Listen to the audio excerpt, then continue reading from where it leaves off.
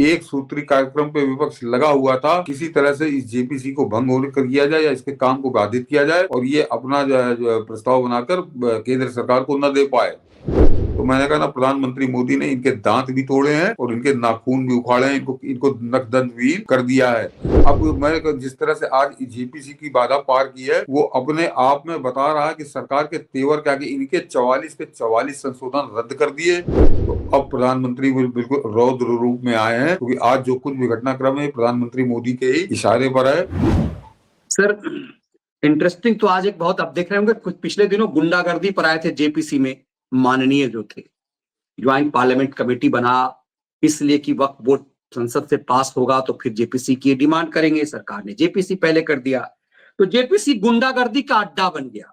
Ultimately उस पर नकेल मोदी सरकार ने कस दिया और एक पूरी हंटर चलाने की तैयारी कर दी है कि अब ये वक्फ बोर्ड नामक चिड़िया जो है, वो जो सनातन द्रोह, जो भारत पर कब्जा करने की जो साजिश थी, उसका खात्मा करने की तैयारी सरकार ने कर ली है।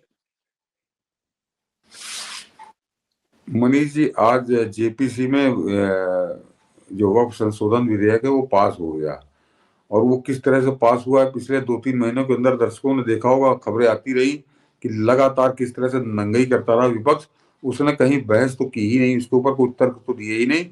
एक सूत्री कार्यक्रम पे विपक्ष लगा हुआ था कि किसी तरह से इस जेपीसी को भंग कर किया जाए या इसके काम को बाधित किया जाए और ये अपना जो प्रस्ताव बनाकर केंद्र सरकार को न दे पाए।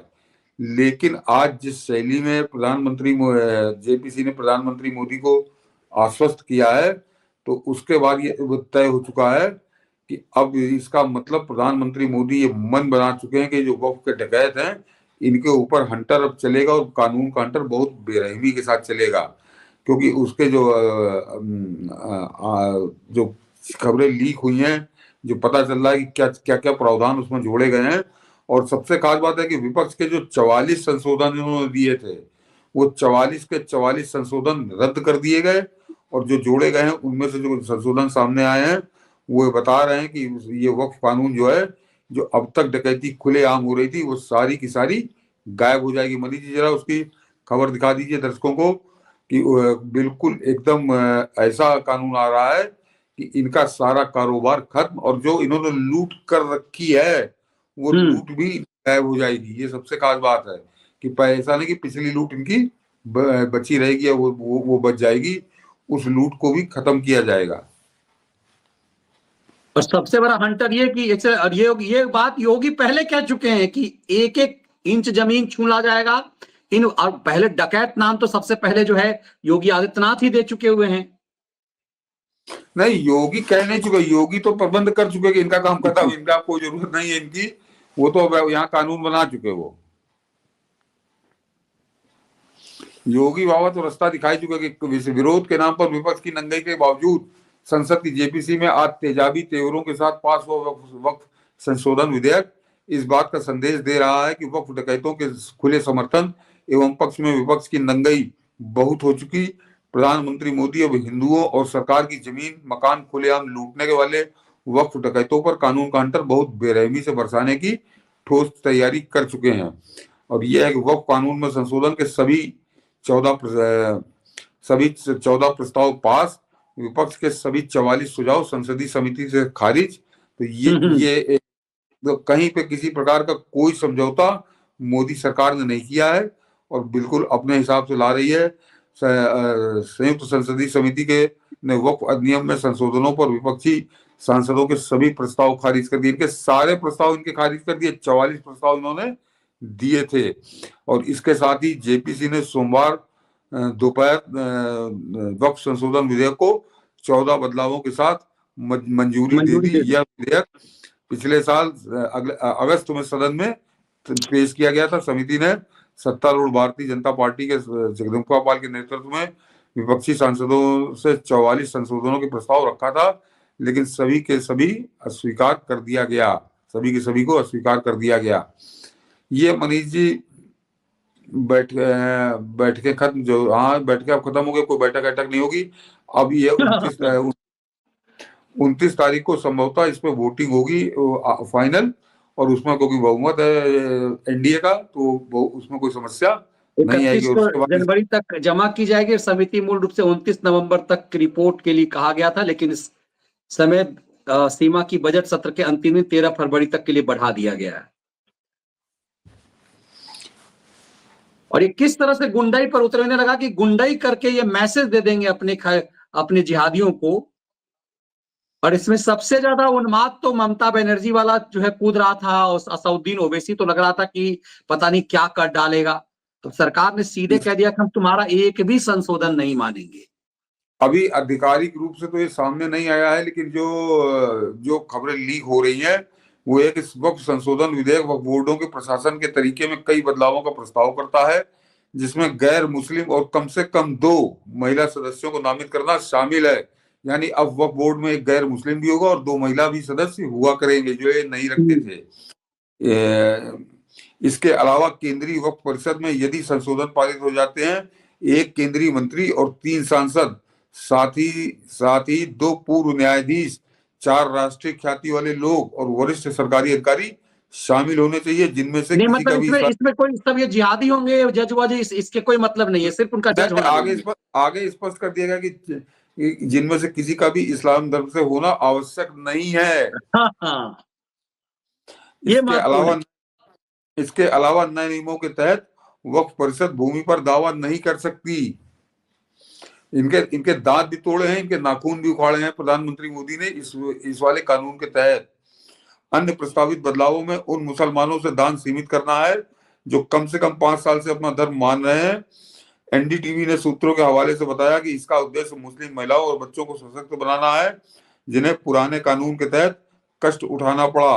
हालांकि कांग्रेस के केसी वेणुगोपाल जैसे विपक्षी नेताओं सहित आलोचकों ने कहा कि यह धर्म की स्वतंत्रता पर सीधा हमला है।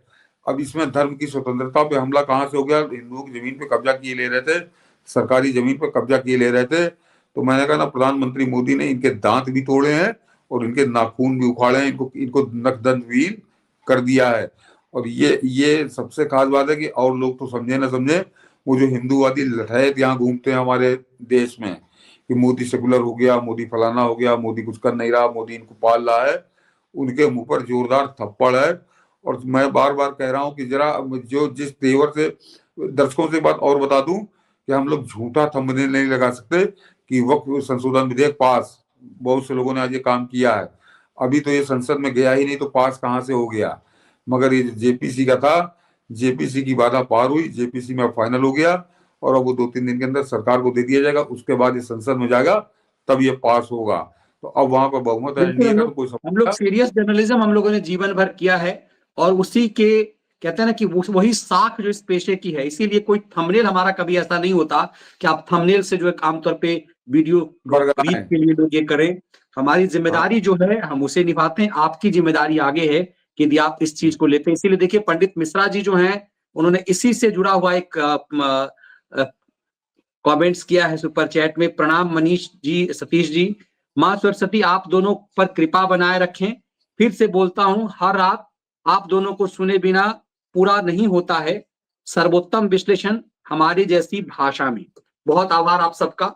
इसे ज्यादा से ज्यादा लोगों तक साझा कीजिए, और यही हमारी जिम्मेदारी इसीलिए बनती है कि हम इस नैरेटिव की लड़ाई मजबूती के साथ लड़ सकें जो देश के खिलाफ चल रही है। हाँ, मतलब मैं तो बता दूं कि मनीष जी से हम लोग को 15-15, 20-20 मिनट केवल इसी बात पे केवल थंबनेल डिस्कस होता है कि उसमें कोई झूठ बात ना बोले कि आपको बेवकूफ बनाकर हम ले आवे और उसके बाद बात कुछ और हो। तो अभी ये पास नहीं हुआ, लेकिन अब मैं जिस तरह से आज जेपीसी की बाधा पार की है, वो अपने आप में बता रहा है कि सरकार के तेवर क्या, कि इनके 44 के 44 संशोधन रद्द कर दिए, अपने 14 के 14 पास किए हैं।